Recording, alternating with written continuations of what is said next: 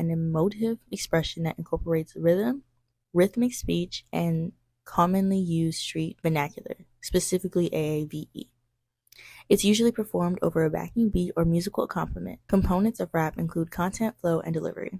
For this project, I decided to use two of the chapters in the book. One of them is talking about empowering self, making choices, creating spaces, Black female identity via rap music performance. In this chapter, the author argues that rap music serves as a powerful medium through which Black women assert agency, make choices, and create spaces for themselves within the genre, challenging stereotypes and reclaiming their narratives to empower and shape their identities in a male-dominated hip-hop landscape. The second chapter is called I'll Be Nina Simone Defecating on Your Microphone, which is a nod to Lauryn Hill's song Ready or Not. The author, Mark Anthony Neal, argues that hip-hop culture serves as both a site of resistance to and reinforcement of traditional gender norms, examining the ways in which masculinity and femininity are constructed and negotiated within the genre, while shedding light on the complexities of power, representation, and identity within the hip-hop community. These chapters perfectly align with the conversation that I want to talk about. Now, historically in hip-hop,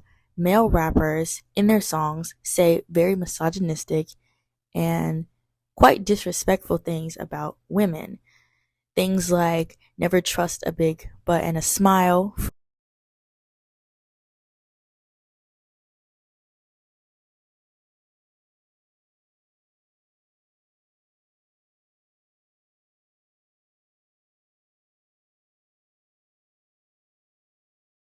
In the song, it's basically saying how you can't trust women at all.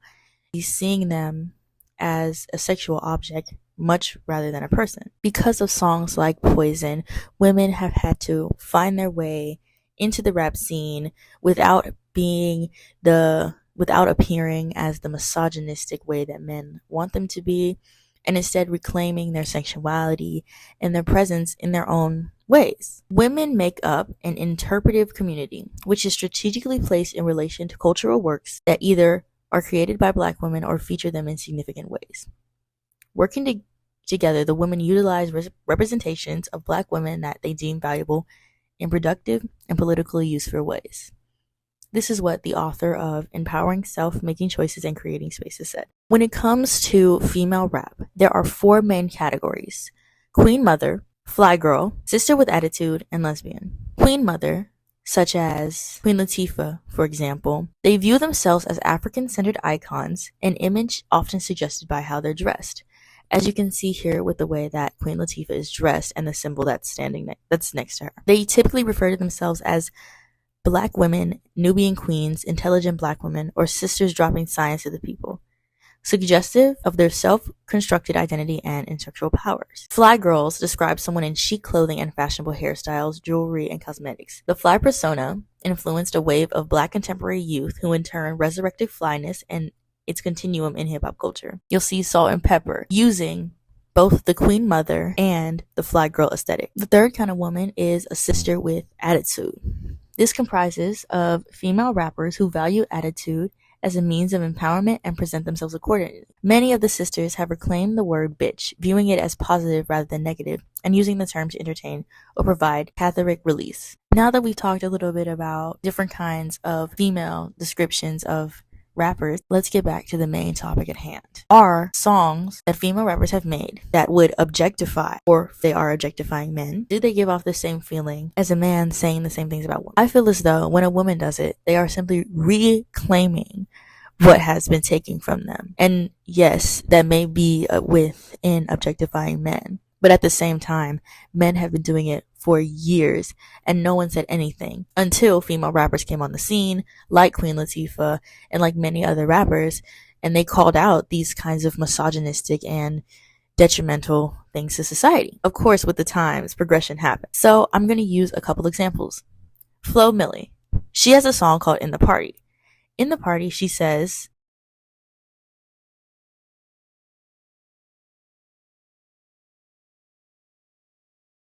as you can just hear from what she's saying, it seems as though she's objectifying the man.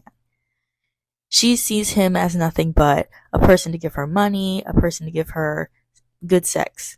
That's all he is. Can this be considered objectifying and disrespectful to men. Next, we have Lay Banks. Okay, she is a new 19-year-old singer and artist who's been on the scene a very long time, but she really didn't gain popularity until about 2022. This song is called Tell Your Girlfriend.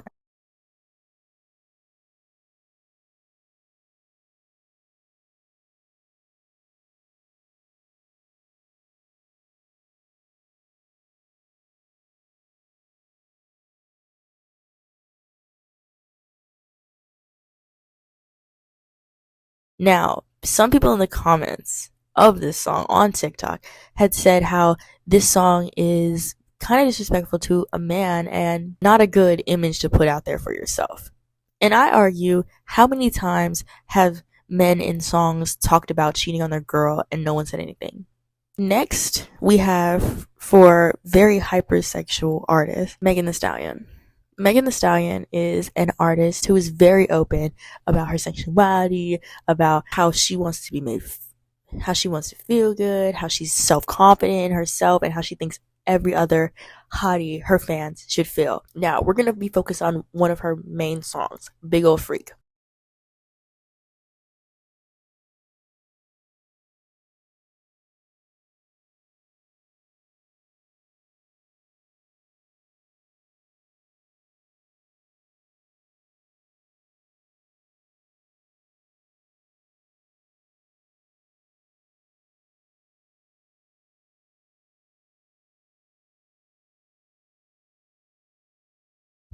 Now, when we look at songs like these made by men, it doesn't feel right. For example, Tyga. He has a song called Stimulated.